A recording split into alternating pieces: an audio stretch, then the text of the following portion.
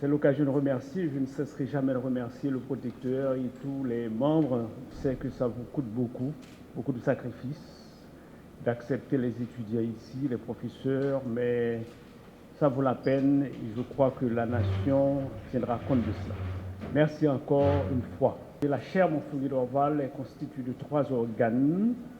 Il y a un organe stratégique, un conseil stratégique qui est présidé par le recteur et puis le doyen de la faculté de droit en est le vice-recteur. Et puis il y a un organe scientifique, le conseil scientifique, que j'ai l'honneur de présider, qui compte d'autres membres, comme notre protecteur qui est là, le bâtonnier de l'ordre des avocats, et puis d'autres consoeurs, confrères qui sont là, comme Maître Darlene Blaise, professeur Yves Guerrier, professeur Caroline Duval, qui en même temps qui nous donne un coup de main au sein du conseil scientifique, mais qui est principalement la locomotive de la chaire. On est là pour l'avancement, pour la reconstruction et l'avancement de notre pays. Dans le cadre d'une initiative très marquée, les activités de la chaire de droit constitutionnel Montferrier d'Orval, créée par l'Université d'Haïti à la faculté de droit et des sciences économiques le 12 mars 2024, qui a été lancée le mois dernier. Alors, de quoi s'agit-il en l'espèce, et diraient les avocats dans leur langage?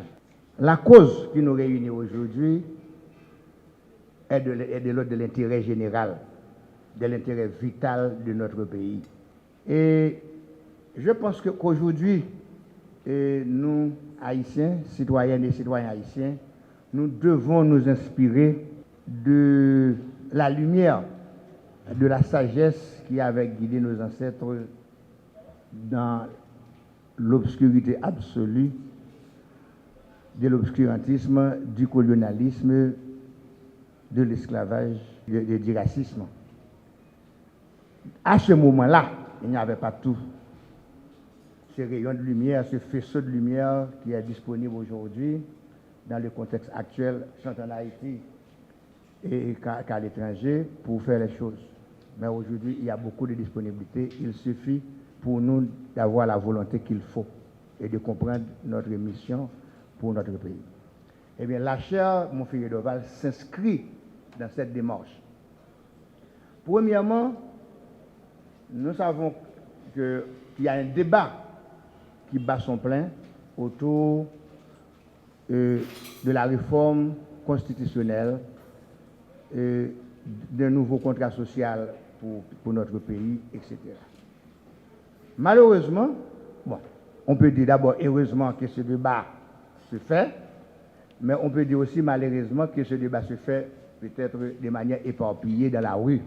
Et la vision du professeur d'Orval, bâtonnier professeur d'Orval, c'était de travailler sans relâche pour doter le pays d'une constitution qui est appropriée à ses besoins, mais aussi de renforcer les institutions régaliennes comme la justice, l'état de droit, la démocratie, en un mot, en vue de respecter les droits fondamentaux du peuple haïtien.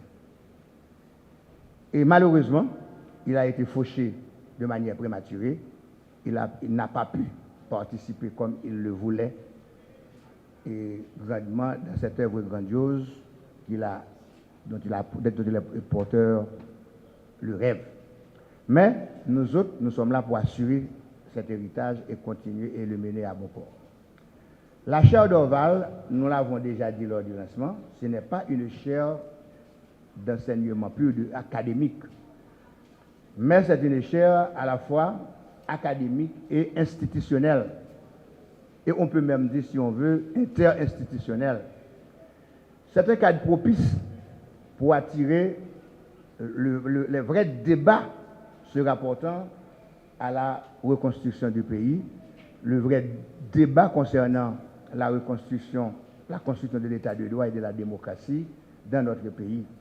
Ce débat est ouvert à toute institution intéressés, à tous citoyens, de toutes catégories confondues, sans ostracisme, sans tenir compte du rang social, de classe, de niveau intellectuel, de degré de fortune, c'est sans exclusive.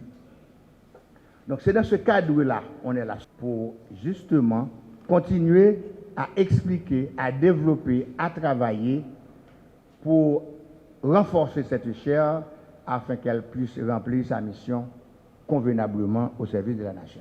Je dois vous dire, au niveau de la faculté d'ethnologie et surtout au département des sciences du développement, on a créé l'année dernière un laboratoire qui doit permettre aux étudiants et aux professeurs d'élaborer des recherches sur le problème du pays en général et permettre aux étudiants de faire des recherches, d'exposer et également permettre non seulement aux professeurs de la faculté d'ethnologie, mais également aux professeurs, à l'ensemble des professeurs de l'Université d'État d'Haïti et pourquoi pas des autres universités privées à pouvoir normalement participer à ces recherches et publier également les résultats.